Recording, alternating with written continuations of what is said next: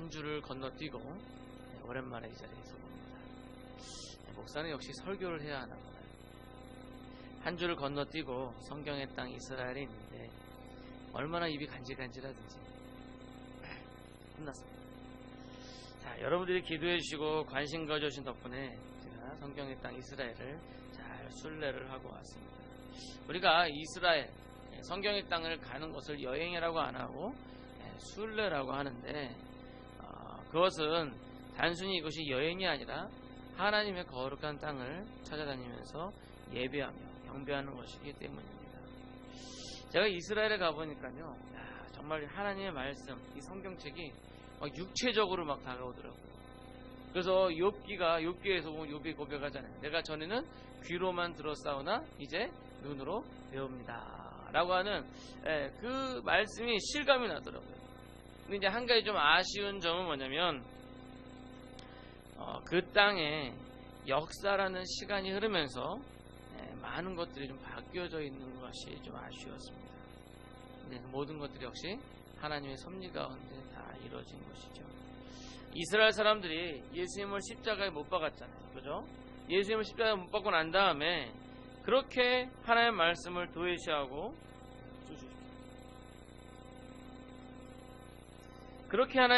도외시하고 자기들의 고집만 부리더니 결국은 AD 70년경, 지금 우리가 AD 2019년이거든요. 그러니까 지금으로부터 거의 2000년 전에 로마의 디도라는, 티투스라고도 하는데 디도라는 이 장군이 이 예루살렘에 침공을 해가지고 완전히 멸망을 시켰어요. 완전히 멸망시켜서 그 나라에 있는 이스라엘 사람들을 그 나라에 못 살게 했어요. 다 밖으로 나가게 했어요. 그래서 그들이 2000년이라는 긴 세월을 전 세계에 흩어져서 살았던 거죠. 그들은 나라 없는 서러움으로 2000년의 세월을 살아왔던 것입니다. 여러분 한번 생각해 보세요. 우리나라에게도 일제강점기가 있었죠. 일제강점기, 일본에게 나라를 빼앗겼어요. 근데 그것이요, 1910년부터 1945년까지 35년 뿐만 아니라 우리 조상들은 이 땅에서 살았어요. 좀 억압을 당하고 압제를 당했지만 이 땅에서 살았어요. 근데 유대인들은 로마에 반항을 하다 보니까 이 괘씸죄에 걸려가지고 그 땅에서 못 살게끔 다 쫓겨난 거예요. 자기 나라에서 전 국민이 다 쫓겨났어요. 다 쫓겨나서 전 세계에 뿔뿔이 흩어져 살았던 거죠. 뿐만 아니라 그 땅 이름이 이제 이스라엘, 히브리 가나안 땅인데 그 땅 이름을 이 로마인들이, 이 유대인들이 너무 괘씸한 거예요. 왜냐면 맨날 이것들이 반항하고 그러니까 괘씸한 거예요. 그래서 그 땅 이름을 바꿔버렸어요. 그래서 뭘로 바꿀까 그러다가 유대인들이 제일 싫어하는 나라가 어떤 나라냐? 어떤 나라일 것 같아요? 힌트, 골리앗의 나라입니다. 골리앗이 어느 나라 사람이에요? 에? 일본은 아니고요. 못 잡은 얘기지? 네, 블레셋이죠, 블레셋.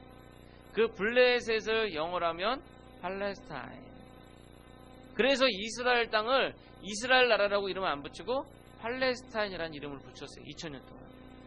그래서 그곳 이름은 팔레스타인이라고 이름이 붙여져 있었어요. 그러다가 기독교인들이 이제 로마를 정복하게 되죠. 그래서 로마의 313년에 콘스탄틴 대제가 기독교를 정식으로 인정을 하게 됩니다. 그러고 난 다음에 이 콘스탄틴 대제의 어머니가 헬레나 여사인데 이 헬레나 여사가 원래 이 헬레나 여사가 기독교인이었어요. 그래서 이 콘스탄틴 대제가 기독교를 공인하게 된 결정적인 이유가 그 어머니 헬레나 여사 때문이었어요. 근데 이 헬레나 여사가 이제 기독교가 됐으니까 그래서 성지인 이스라엘 땅을 찾아갑니다. 그래서 이 헬레나 여사가 최초의 314년에 최초의 성지 순례한 사람이에요. 근데 성지에 가보니까 비참한 거예요. 예수님께서 태어나시고 예수님께서 십자가에 못 박혔던 장소인데 아무것도 없어요. 완전 허허벌판. 왜냐하면 로마 군인들이 완전히 싹 멸망을 시켜버린 거예요. 얼마나 멸망을 시켰든지 예루살렘 성전에 가보니까 정말로 하나도 없어요. 그게 왜 그러냐면 예수님께서 유대인들이 예수님한테 이 헤롯 대왕이 지은 이 성전을 보십시오. 이 헤롯 대왕이요, 유대인들의 환심을 사기 위해서 솔로몬이 지었던 성전보다 더 크고 화려하게 성전을 지었어요. 그리고 그 성전 벽에다가 금으로 도배를 했어요. 그래가지고 얘기 들어보니까 대낮에는 사람들이 이 이스라엘 성전을 눈뜨고 쳐다보지 못했대요. 금빛이 너무나도 번쩍번쩍 빛나서. 그러다 보니까 로마 군인들이 예루살렘에 쳐들어왔는데 성전이 다 금으로 도배되어 있으니까 그 금을 하나라도 뜯어 가지려고 벽을 다 부신 거예요. 유대인들이 예수님한테 이 성전 멋있지 않습니까? 자랑할 때 예수님께서 뭐라냐면 돌 위에 돌 하나 남지 않도록 부서지리라 라고 얘기하셨어요. 근데 그 말씀이 실제로 AD 70년경에 이루어졌어요. 유대인의 이 예루살렘 성전이 돌 위에 돌 하나 남지 않도록 다 부서져 버렸어요. 단지 서쪽에 조그마한 벽만 남아있어요. 그걸 뭐라면 통곡의 벽이라고 그러는데 그거 하나 남으니까 유대인들이 자기 나라 땅에 못 가고 1년에 한 번 딱 갈 수 있어요. 한 번 가가지고 그 벽에다가 잡고는 통곡 울는 거예요. 그래서 통곡이 돼요. 아무튼 완전히 너무 없는 거예요. 그러니까 이 헬레나 여사가 안 되겠다 싶어가지고 콘스탄틴 자기 아들한테 얘기해가지고 곳곳에 그 기념교회를 세웠어요. 예수님께서 십자가에 못 박이신 곳, 또 예수님이 또 갈릴리에서 사회에서 하셨던 곳, 그런 곳에다가 헬레나 여사가 기념교회를 세운 거예요. 그래서 제가 다녀온 데가 바로 그런 헬레나 여사가 세운 그런 기념교회, 그곳입니다. 근데 그 기념교회도 제대로 안 남아있어요. 왜냐하면 역사가 어떻게 되냐면 로마가 예루살렘을 지배하고 있었는데 어떻게 되면은 북쪽에서 오스만 투르크, 지금은 터키죠. 그 투르크인들이 쳐들어와가지고 예루살렘을 함락시켜요. 근데 이 투르크인들은 종교가 뭐냐면 무슬림입니다. 이슬람 사람. 그러니까 이슬람에게도 이 예루살렘이 성지거든요. 마호멧이 거기서 났다 그래가지고 성지예요. 그러다 보니까 이 무슬림이 예루살렘을 점령하면서 어떻게 하냐면 헬레나 여사가 세웠던 그 모든 것들을 다 부셔버립니다. 다 부셔버리고 거기다가 뭘 짓냐면 이슬람 사원 모스크를 지어요. 그러니까 예수님 태어나신 곳, 또 예루살렘에도 모스크를 지어요. 지금도 예루살렘에 보면 그 모스크가 있어요. 그 지어놓은 것이 성전 자리에. 그걸 못 부신대요. 그런데 그다가 어떻게 되냐면은 10세기경에 이제 영국이 이제 세계를 지배할 때가 되니까 영국에서 뭐가 일어나냐면 야, 우리가 성지를 탈환하자. 그래가지고 십자군 운동이 일어납니다. 십자군 전쟁이 일어납니다. 그래서 영국이랑 유럽에서 군대를 모집해가지고 우리 예루살렘을 탈환하자. 그리고 쳐들어가요. 근데 10번을 싸웠는데 그 중에 3번만 이기고 다 졌어요. 근데 그 3번 이긴 중에 한 번 정도 예루살렘을 정복한 적이 있는데 그때 이제 십자군 군인들이 가가지고 모스크를 다 부시고 거기다가 또 교회를 또 세웠어요. 그러니까 원래 있던 자리에다가 성전에 있던 자리를 부셔가지고 부서지고 거기다가 다시 기념교회를 세우고 그걸 또 부시고 모스크를 세우고 그 모스크를 또 부시고 다시 교회를 세운 거예요. 근데 얘기했던 것처럼 십자군 전쟁은 3번밖에 못 이겼잖아요. 다시 그 슐라이멘 대제가 와가지고 또 부시고 거기다가 또 성전을 지은 거예요. 근데 이 사람은 다 부시지 않고 좀 남겨놨어요. 그래서 제가 이번에 가보니까 성전서가 이렇게 언제 지었던 건물, 그 위에 또 벽돌, 그 위에 벽돌, 그런 식으로 이렇게 구분이 되어져 있더라고요. 아무튼 바로 이제 그런 것이 성지고 제가 그런 곳을 다녀왔습니다. 그런데 그러다가 1948년에 영국의 도움으로 이스라엘 국가가 세워지고 세계에 모여있던 유대인들이 다시금 자기네들 땅 이스라엘 땅에 가서 이제 이스라엘이라는 나라를 만들게 된 거예요. 근데 그곳에는 원래 팔레스타인 사람들이 다 살고 있었잖아요. 근데 팔레스타인 사람들 입장도 이해가 되는 게 자기들 2000년 동안 자기 나라였어요. 자기 땅이었어요. 네? 우리 조선왕조가 500년이거든요. 그러면 2000년이면 조선왕조 500년에 4배가 되는 기간 동안 자기 나라 땅으로 여기고 살았는데 갑자기 영국이 와가지고 여기 원래 인자가 유대인들이니까 이스라엘 땅에게 돌려줘야 된다. 그런 거예요. 그러니까 반발이 심하죠. 그래가지고 어떻게 되냐면 이스라엘 땅을 나눴어요. 나눠서 팔레스타인 자치기구, 팔레스타인 사람들이 모여 사는 곳, 그 다음에 유대인들이 모여 사는 곳, 그 다음에 또 무슬림들이 아랍인들이 모여 사는 곳, 그 다음에 기독교인들이 모여 사는 곳, 천주교인들이죠. 그래서 이 이스라엘이 4군데로 분할돼서 나눠져 있어요. 예루살렘도 마찬가지로 크리스찬 지구, 그 다음에 유대인 지구, 그 다음에 무슬림 지구, 팔레스타인 지구, 이렇게 4군데로 나눠져 있어요. 아무튼 이 나라를 가보니까 참 그 역사의 세월이라는 게 정통으로 맞은 그런 부분들을 제가 느꼈습니다.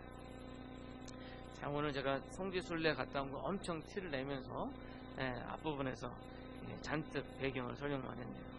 근데 우리가 이러한 역사적 배경을 잘 이해를 하면요, 우리가 성경을 보는 것이 참 재미있어요.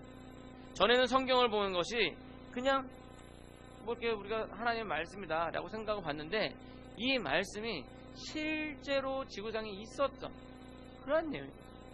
지금도 그 흔적들이 남아있어요. 우리가 그런 것들을 바라보면서 성경을 보았으면 좋겠습니다. 오늘 우리가 읽으신 본문 마태복음 16장 16절은 아마 모르시는 분들이 거의 대부분 없을 거예요. 대부분 다 알고 계시는 본문입니다. 공교롭게도 보니까 사실 제가 의도하고 한 것은 아닌데, 제가 이 본문을 정하고 주보를 만들다 보니까 오늘 본과 공부도 이 본문이더라고요. 아마 여러분들이 복습하는 시간이 될 것 같습니다. 근데 약간 그 포인트는 틀려요. 그러니까 본과 공부라든지 이것은 베드로의 고백에 그 포인트가 맞춰져 있고, 저의 오늘 설교는 베드로가 고백을 했던 그 장소에 포인트가 있습니다. 자, 다 같이 마태복음 16장 13절을 한번 다 같이 읽어보겠습니다. 마태복음 16장 13절 다 같이 읽어보겠습니다. 시작.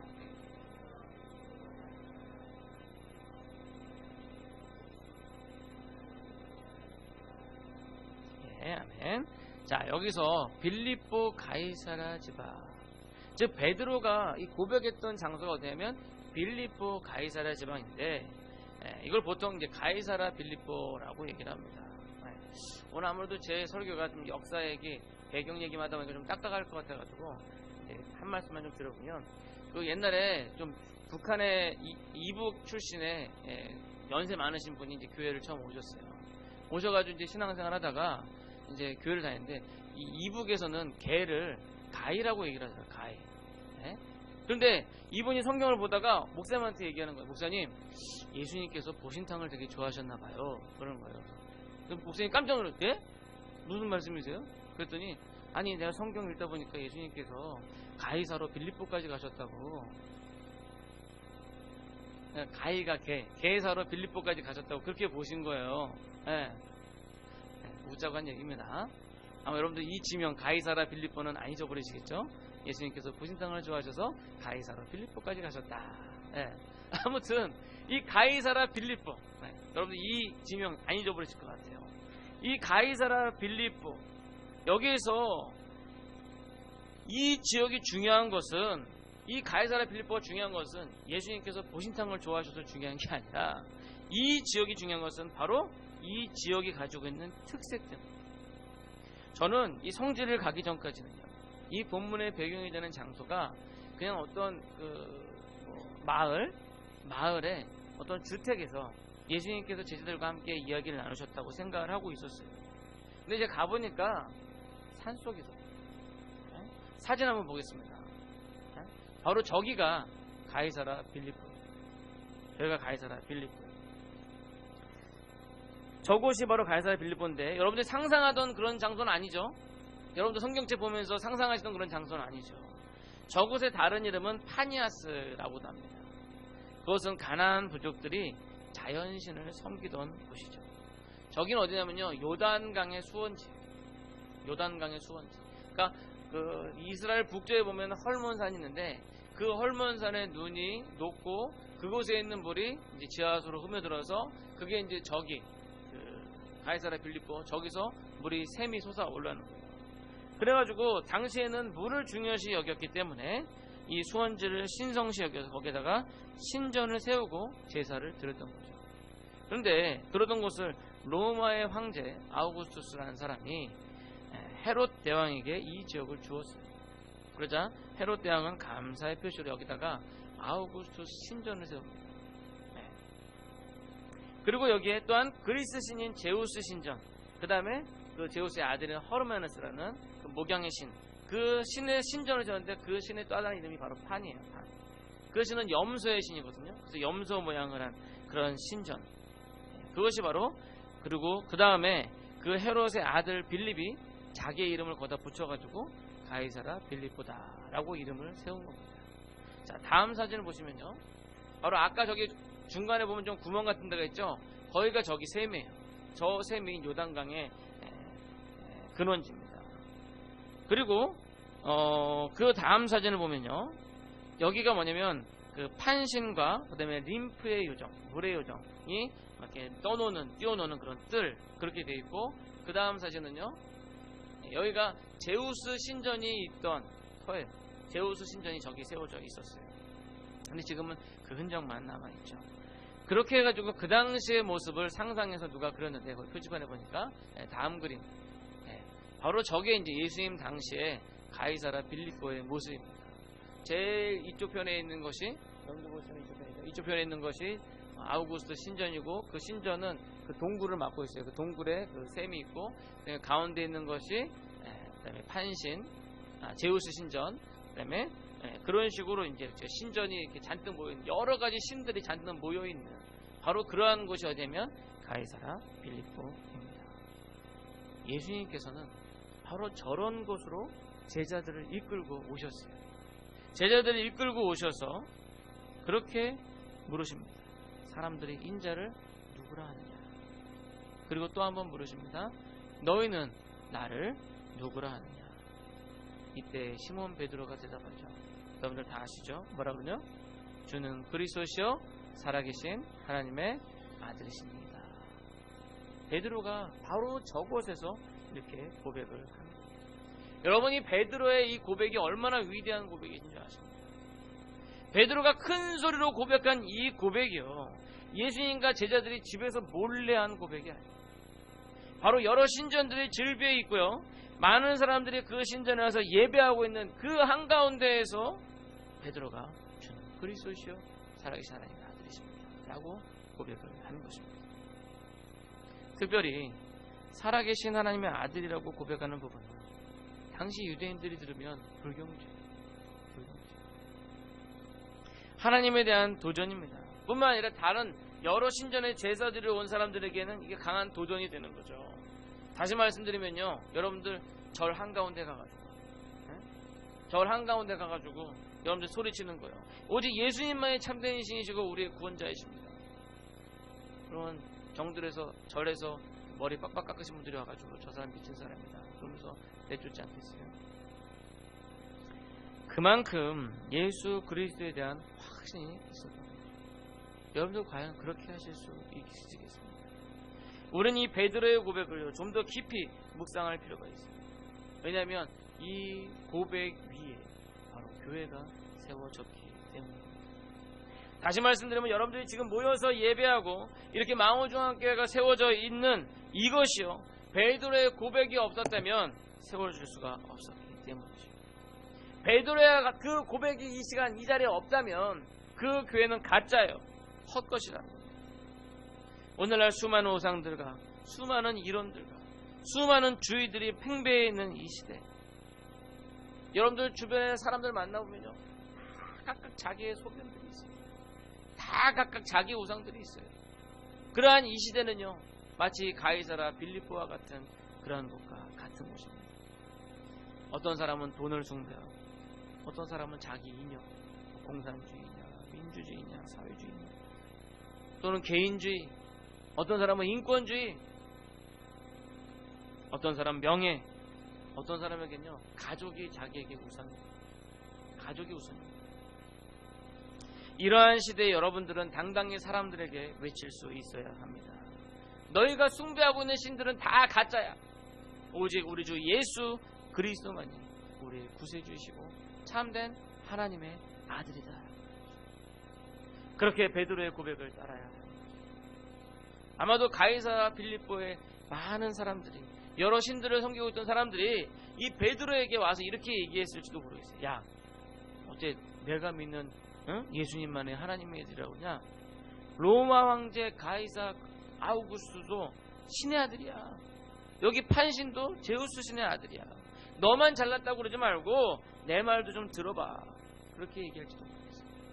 아니면 유대인들이 와서 이렇게 얘기할지 모릅니다. 야, 내가 너의 선생 예수님 따라다니는 건 알겠는데 좀 심하잖아. 어떻게 하나님의 아들이 될 수 있냐? 뭐 선지자나 엘리야급 정도까지는 될 수 있다고 내가 생각할 수 있어. 이쪽 생각하고 그러니까. 그런데 어떻게 하나님의 아들이라고 그럴 수 있어? 하나님 레벨까지는 안 돼. 그건 네가 좀 양보해라 라고 얘기할지도 모릅니다. 그러나 베드로는 단호하게 고백합니다. 주는 그리스도시요 살아계신 하나님의 아들이십니다. 꼭 여러분들의 지인이나 친구가 여러분들에게 이렇게 말할지도 몰라요. 세상에 종교는 많이 있어. 이 세상은 저절로 생겨났고 사람은 원숭이에서부터 진화한 거야. 종교도 그래. 원시 종교 사모니즘부터 사람들이 뭔가를 의지할 게 필요하니까 그걸 의지하다가 그게 점점 진화돼가지고 오늘날 불교, 천주교, 기독교, 이슬람교 이렇게 고등 종교로 진화한 거야. 종교는 다 똑같아. 네가 어느 종교든지 선택해서 열심히만 하면 되지. 다른 종교들도 다 똑같은 거야. 다 그쪽에 구원이 있다고 해. 그냥 사회적인 기능으로서 선한 일하고 사람들 잘 섬기고 그러면 되는 거야. 왜 너네 기독교만 참 하나님이고 참 예수님만이 그리스도라고 그렇게 고집해. 그렇게 이야기할지 몰라요. 또는 여러분들의 가족이나 지인들이 또 와서 얘기할 정도입니다. 야, 교회를 다녀도 적당히 다녀. 뭐 이렇게 교회에 올인해가지고 그래. 그냥 좀 즐기고 인생을 즐기면서 뭐 이렇게 교회에서 하루 종일 그러지 말고 그냥 적당히 무슨 광신자도 아니고 그냥 뭐 그냥 흉내만 내라고 그렇게 이야기할지도 모릅니다. 그러나 그런 사람들 앞에서 우리는 당당하게 고백할 수 있어야 합니다. 주는 그리스도시요 살아계신 하나님의 아들이라고 말합니다. 그래서 베드로의 고백이 위대한 것이고요. 이것이 바로 신자와 불신자를 구분하는 하나의 구분점이 되는 것입니다. 이것이 진정 고백되어진다면 신자예요. 그렇지 못하다면 그것은 불신자인 것입니다. 말하기는 베드로와 같은 진정한 고백이에요. 시간이 저와 여러분들에 위해서 나오기를 소원합니다. 이제 말씀을 맺도록 하겠습니다. 오늘 우리가 너무나도 잘 아는 베드로의 고백이 있었던 이 가이사라 빌립보 지역을 살펴보았습니다. 그냥 베드로의 고백을 들었을 때에는 그냥 그런가? 베드로가 예수님에 대해서 제대로 알고 있네 라고만 생각을 했지만 그 장소가 어떤 곳인지를 살펴보았을 때 그 고백의 중요성을 더 깊이 묵상할 수 있었습니다. 특별히요. 왜 하필이면 예수님께서 제자들을 저 깊은 산중까지 데리고 가셨을까? 왜 제자들을 데리고 저 우상들을 섬기는 신전들이 있는 저곳으로 갔을까? 그리고 왜 거기서 제자들에게 너희는 나를 누구냐? 누구라고 하느냐? 라고 물으셨을까? 혹시 제자들을 골탕 먹이기 위해서일까요? 아니면 그곳이 저런 곳인지 모르고 그냥 도시락 싸들고 산보 가서 이렇게 하셨을까요? 아닙니다. 예수님께서는요 의도적으로 그런 곳에 가셨어요. 그리고 의도적으로 그 질문을 하셨어요. 어떻게 보면요 여러분 우리 삶 가운데 편안하고 쉬운 길들만 있는 것은 아니에요. 항상 우리를 반기며 우리를 도와주는 사람만 있는 것은 아니에요. 우리가 신앙생활하는 데 있어서 여러 가지 어려움과 시험을 당할 때가 있습니다. 정말 힘들고 어려울 때가 있어요. 근데 여러분 그럴 때 예수님께서는 여러분들에게 물으십니다. 너는 나를 누구라고 생각하냐? 우리가 편하고 그래서 신앙생활 잘하고 막 은혜 충만하고 복받고 막 그렇게 물을 때는 우리가 대답하기 참 편한데 정말 힘들고 어려워서 정말 죽고 싶을 만큼 힘들 때 그런 상황 가운데서 우리 주님께서는 우리에게 물으십니다. 너는 나를 누구라고 생각하느냐? 그때 우리는 자신 있게 대답할 수 있습니다. 주는 그리스도시요 살아계신 하나님의 아들이십니다. 지금 내가 힘들고 지금 내가 어려움에 둘러싸여 있지만 이방 신전들에 둘러싸여 있지만 그러나 그 가운데서 우리를 구원하여 주시고 우리에게 힘주실 이는 오직 주님 한 분밖에 없습니다. 그 주님을 의지하고 그 주님을 고백합시다. 주는 그리스도시요 살아계신 하나님의 아들이십니다. 바로 이 고백이 여러분들과 저의 고백이 되기를 간절히 축원합니다. 기도하겠습니다.